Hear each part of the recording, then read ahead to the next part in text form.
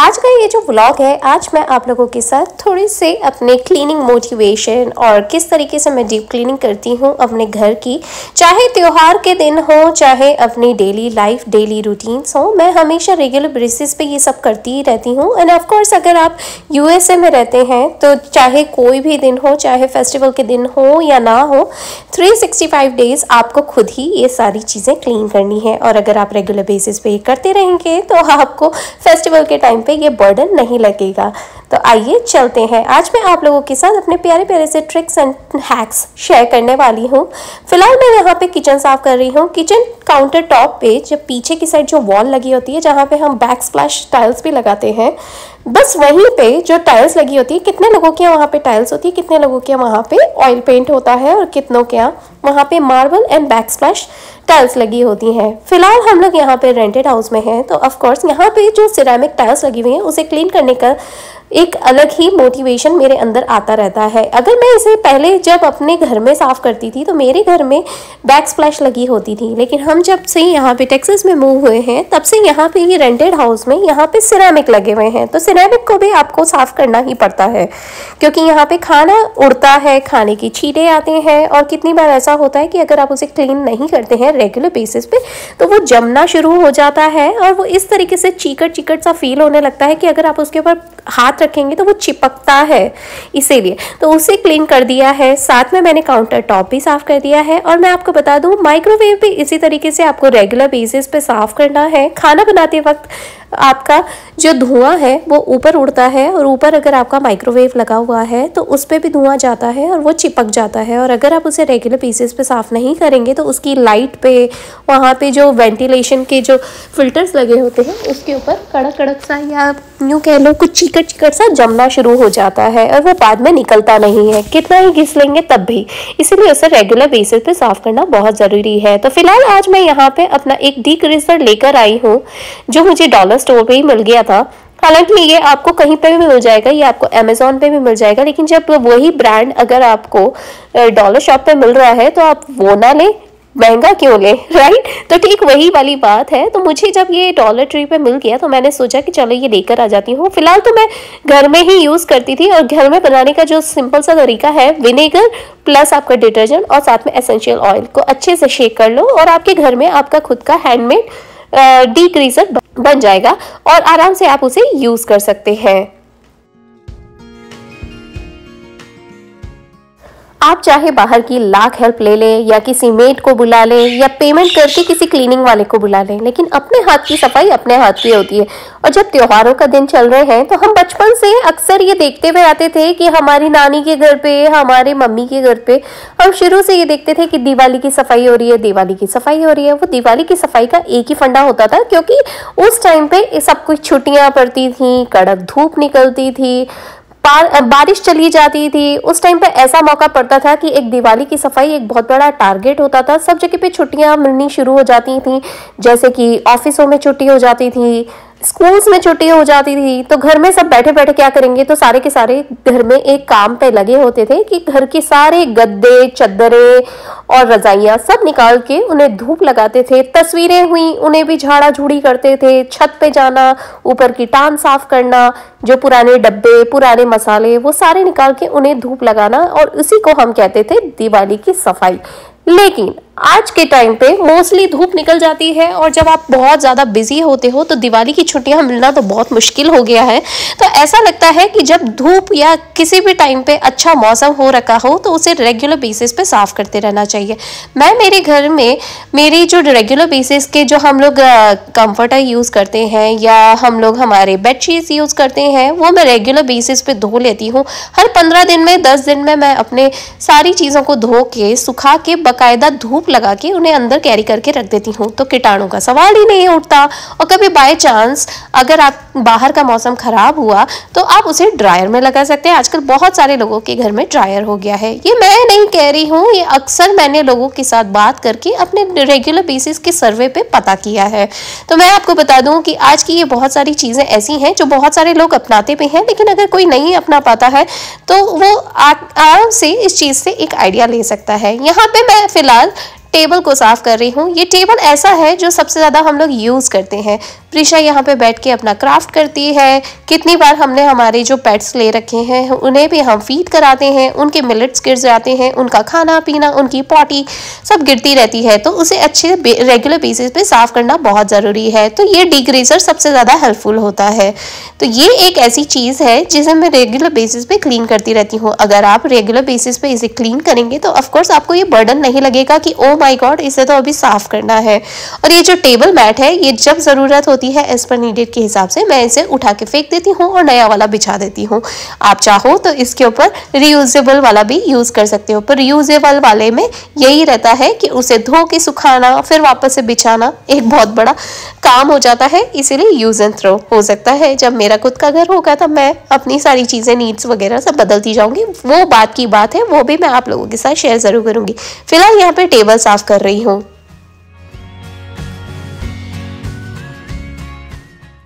मैं पहले भी आप लोगों को बता चुकी हूँ कि ये सारे काम ना शुरू से ही हर किसी के हिस्से में नहीं आते हैं, ये धीरे धीरे धीरे धीरे बढ़ते चले जाते हैं। पहले आप अकेले रहते हैं तो आप खुद का ध्यान रखते हैं, और जब मम्मी पापा पेरेंट्स के साथ रहते हैं तो ऑफ कोर्स वो सब इन चीज़ों की टेक केयर करते हैं। पर जैसे जैसे आपके कंधों पे या आपकी लाइफ में प्रायोरिटीज़ चेंज होती जाती हैं, आपकी रिस्पॉन्सिबिलिटीज़ बढ़ती जाती हैं, आप रियलिटी में आते जाते हो, तब तक आपको समझ में आता है कि अरे ये सारी चीज़ें मेरी रिस्पॉन्सिबिलिटी है, मेरी ड्यूटी है और मेरा एक रूटीन का हिस्सा है। ये आपको पहले बर्डन लगता है और फिर धीरे धीरे आपकी हैबिट्स बनती चली जाती है और आपके रूटीन में आता चला जाता है। किसी भी चीज़ का कंपटीशन नहीं होता है।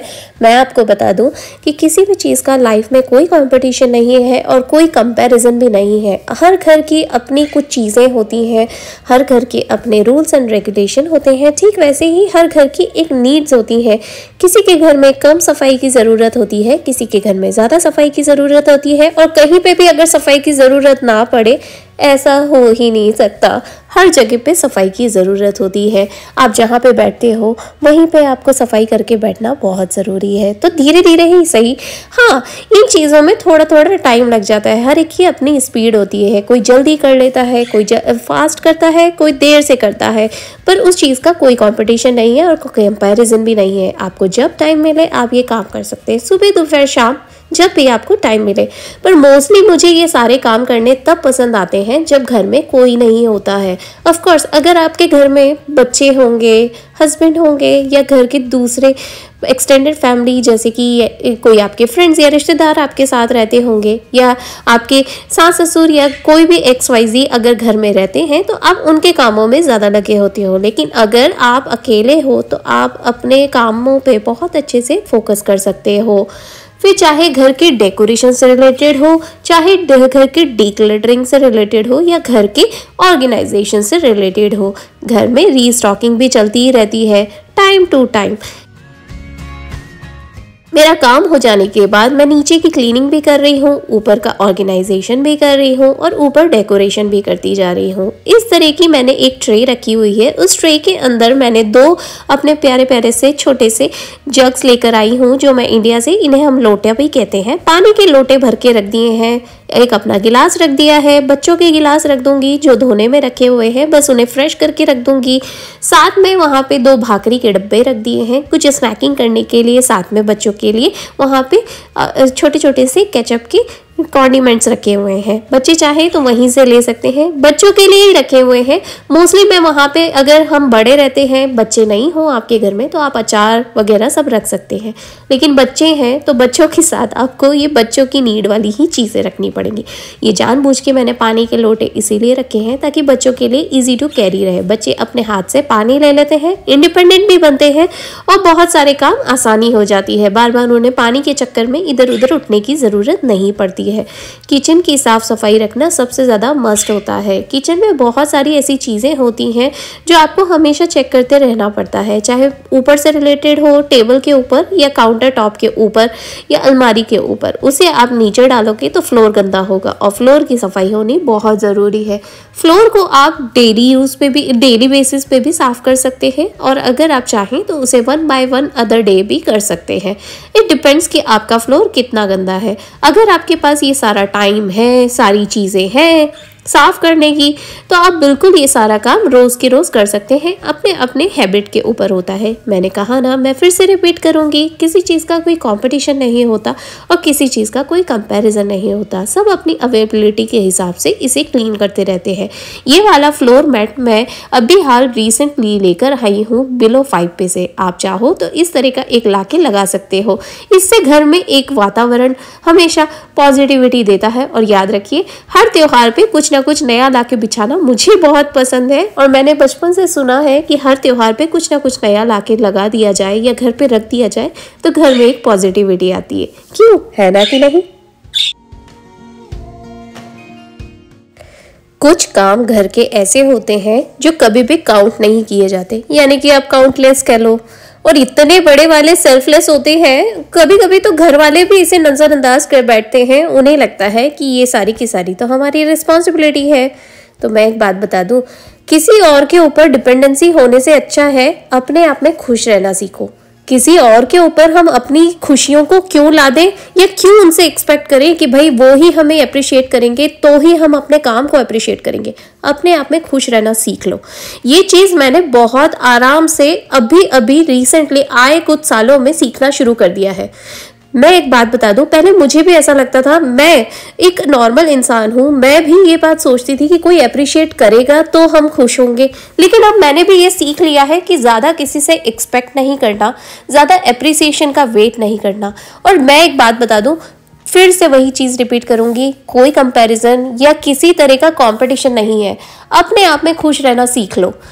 अगर हम किसी और की अप्रिसिएशन पे अपने आप को डिपेंडेंट कर देते हैं तो एक तरीके से देखा जाए तो हम अपने आप को फिर से कहीं ना कहीं एक रैशनल और इरैशनल तरीके से खुद के साथ ही इनजस्टिस कर बैठते हैं कि अगर किसी ने तारीफ नहीं करी तो मैं खुश कैसे होंगी, या किसी ने मुझे अप्रिशिएट नहीं करा तो मैं कैसे खुश होंगी। यार, अपने आप में इंडिपेंडेंट रहो। जिस तरीके से हम फाइनेंशियल अपने आप में इंडिपेंडेंट रहने की कोशिश करते हैं, वैसे ही इमोशनली भी आपको अपने आप में इंडिपेंडेंट होना बहुत ज़रूरी है। क्यों किसी की तारीफ का वेट करें, क्यों किसी की अप्रिसिएशन का वेट करें, अपने आप में खुश रहें। सच में यार, मुझे तो आजकल यही लगने लग गया है कि क्यों किसी के बोलने का वेट करना चाहिए कि हाँ यार तूने बहुत अच्छा काम करा, हाँ यार तूने बहुत ही बढ़िया काम करा, ये चीज़ बहुत अच्छी करी। नहीं, जो करना है अपने लिए करना है। ट्रस्ट मी, ये सारी चीज़ें मैं अपने खुद के एक्सपीरियंस से कह रही हूँ। और मैंने बहुत सारी लेडीज़ को देखा है जब वो निराश हो जाती हैं ये सोच के कि उन्होंने खाना बनाया, घर की सफाई करी या घर के कोई भी अच्छे काम करे और उन्हें अप्रिसिएशन नहीं मिला। तो मैं आपको बता दूं, ये सिर्फ एक पर्टिकुलर घर की बात नहीं है या गिनती के 10 या 15 घर की बात नहीं है। It's a universal problem. हर कहीं पे यही प्रॉब्लम चलती है जहाँ पे आपकी तारीफ़ें नहीं होती हैं और वुमेन्स का जो काम होता है वो इस तरीके से लिया जाता है, भाई ये तो उसकी जिम्मेदारी है, ये तो उसे करना ही है। तो मैं एक बात बता दूं, क्यों किसी के ऊपर डिपेंड रहना, अपने आप में खुश रहो यार। अगर तुम्हारा मन कर रहा है, तुम्हें लगता है कि ये काम तुम्हें करना अच्छा लगता है, तुम्हारा फ़र्ज़ है और तुम अपनी खुशी के लिए कर रहे हो तो करते चलो। किसी की तारीफ़ या किसी के अप्रिसिएशन का वेट मत करो, कोई मतलब नहीं है। सच में कहीं कोई अवार्ड नहीं मिलने वाला है। It's just selfless and very very unappreciable काम हो जाते हैं।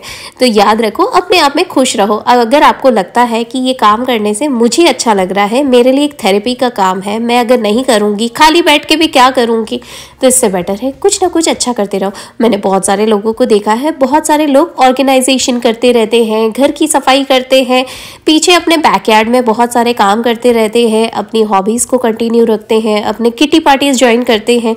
जिसको जैसा अच्छा लगता है वो वैसे ही काम करता है। कुछ लोग तो बहुत ज़्यादा शॉपोहॉलिक हो जाते हैं, वो एक अलग बात हो जाती है। लेकिन फिर भी अगर आपको लगता है कि आपकी कुछ चीज़ें आपको खुशी देती हैं तो यार अपने आप में खुश रहो।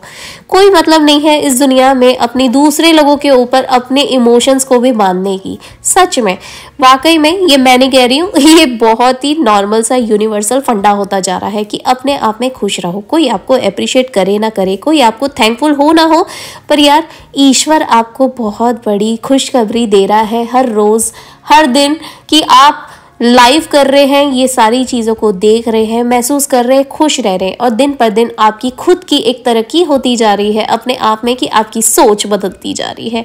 तो ईश्वर का कोटि कोटि प्रणाम करो, सैकड़ों बार प्रणाम करो, सैकड़ों बार धन्यवाद करो। हे ईश्वर, आपने मुझे ये दिन दिया और जो दे रहे हैं वो भी बहुत खूबसूरत है, आने वाला कल भी बहुत खूबसूरत है, जो बीता हुआ कल था वो भी बहुत खूबसूरत था और जो प्रेजेंट में चल रहा है वो तो सबसे ज़्यादा बेहतरीन है।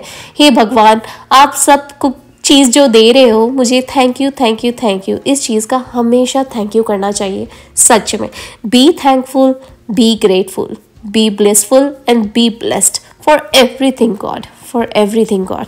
बस यहाँ पे मैं आपको एक और ट्रिक शेयर कर देती हूँ। वैसे तो मैं सिंक को हमेशा साफ रखना पसंद करती हूँ, पर कितनी बार ऐसा होता है कि डेली बेसिस में मैं हर एक दो दिन छोड़ के यानी कि आप वीक में काउंट कर सकते हो, 2-3 दिन में या फिर एवरी 2 डेज आप इस तरीके से एक स्पंज रख सकते हैं जो क्लीनिंग बेसिस पे होता है। बस उसके अंदर थोड़ा सा डिश सोप डाला, अच्छे से घिस दिया आपके सिंक को और साथ में पानी डाल दिया। सिंक होल को साफ नहीं करना है, सिंक होल आप बहुत एज पर नीडेड के हिसाब से साफ कर सकते हो। अगर आप बहुत ज़्यादा कुकिंग करते हो, तेल वेल यूज़ करते हो, तो आपको ये रेगुलर बेसिस पे साफ करना पड़ेगा।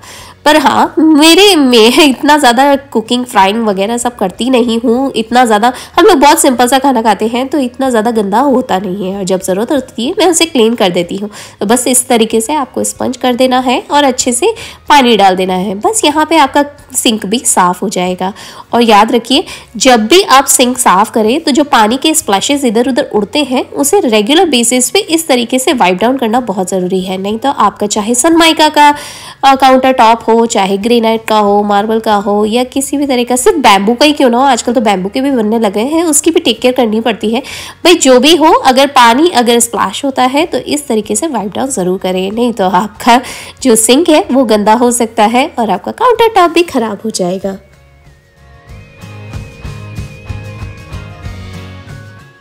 अपने हाथ की सफाई और अपने घर की सफाई करना, ये सबसे ज़्यादा फेवरेट पार्ट है मेरी लाइफ का एक हिस्सा है। अगर मैं जिस दिन नहीं करती हूँ तो आजकल मेरे दिमाग में कहीं ना कहीं टिक टिक टिक टिक टिक टिक ज़रूर करने लग जाता है कि मैंने आज अपने घर में कुछ ना कुछ योगदान नहीं दिया या मैंने किसी तरह का अपना काम नहीं करा, कहीं ना कहीं मेरी रिस्पॉन्सिबिलिटी में पीछे हो गई। इसीलिए तो ये अपने मन की सोच है, अपने मन का सेटिस्फैक्शन है। और सच में मैं बताऊँ, ये सारे काम करने के बाद जो दिल को सुकून मिलता है ना, वो किसी के हाथ से नहीं आ सकता। अपने हाथ की सफाई होती है, चाहे कुछ भी कर लो यार। और सच में ये सफाई भरे माहौल में बैठना और उसे निहारना किसे नहीं पसंद है। भाई मेरा ये फेवरेट पार्ट है, आप भी ज़रूर करके देखिएगा। जिस दिन इस तरह की सफाई कर लोगे ना, डीप क्लीनिंग, तो दिवाली की सफाई भी फील होने लग जाएगा, होली की सफाई भी फील होने लग जाएगा। और इसे कहते हैं डीप क्लीनिंग मोटिवेशन। आप लोगों को ये वीडियो कैसा लगा मुझे ज़रूर से बताइएगा। और हाँ, थैंक यू सो मच मेरे पहले के वीडियोस को लाइक करने के लिए, शेयर करने के लिए, सब्सक्राइब करने के लिए, हमारे चैनल के साथ जुड़ने के लिए। मिलती हूँ आप लोगों से नेक्स्ट ब्लॉग में जल्दी। और हाँ, welcome to my home. Every house has a beautiful story. Welcome to our home. Alrighty.